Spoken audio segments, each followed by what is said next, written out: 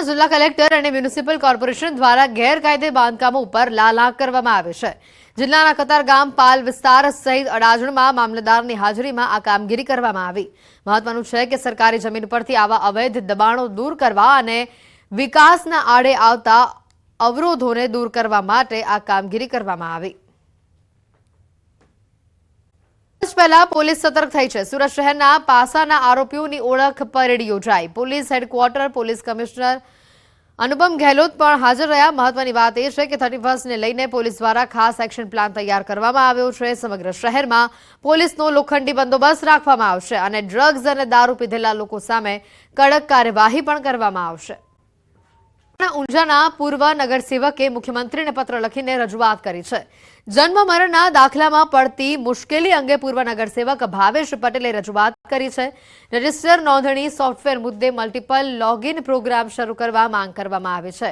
જન્મ મરણના દાખલા માટે વાલીઓની લાંબી લાઈનો લાગે છે। વાલીઓને પડતી મુશ્કેલી નિવારવા મલ્ટિપલ લોગિન પ્રોગ્રામ એક્ટિવ કરવાની માંગ કરાઈ છે। વધુ લોગિન આઈડી સાથે ટેકનિકલ સ્ટાફ ફાળવવાની પણ માંગ કરાઈ છે।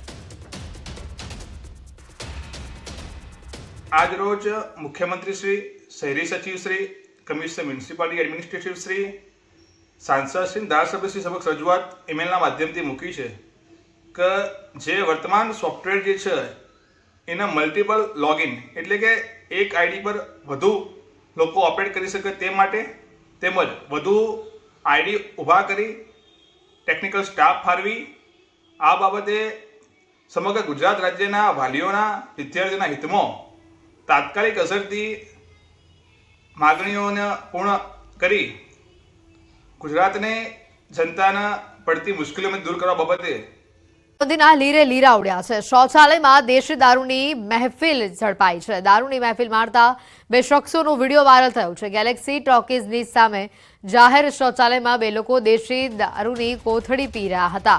વાયરલ વિડીયોની પુષ્ટિ ન્યૂઝ 18 નથી કરતું। હાલ આ વિડીયો વાયરલ થઈ રહ્યો છે। રાજકોટમાં દારૂબંધીના લીરે લીરા ઉડી રહ્યા છે। ફરી એક વખત દારૂબંધીના લીરા ઉડાવતો આ કિસ્સો સામે આવ્યો છે। આ વિડીયો વાયરલ થઈ રહ્યો છે। શૌચાલયની અંદર દેશી દારૂની કોથળીઓ જોવા મળી રહી છે। વાયરલ વિડીયોની પુષ્ટિ ન્યૂઝ 18 નથી કરતું।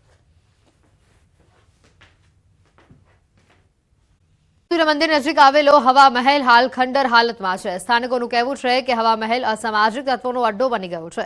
દારૂની બોટલો ગંદકી કચરો અને બાવળની ઝાડીઓના કારણે હવા મહેલની હાલત દયનીય બની છે। નશાખોરોનો અડ્ડો હોવાથી કોઈ પ્રવાસીઓ પણ અહીંયા આવતું નથી। જો કે હવા મહેલને નુકસાન પહોંચાડવા બદલ 5000નો દંડ અને 3 મહિનાની સજાની જોગવાઈ કરાઈ છે। સ્થાનિકોની માંગ છે કે હવા મહેલ પર તંત્ર પૂરતું ધ્યાન આપે।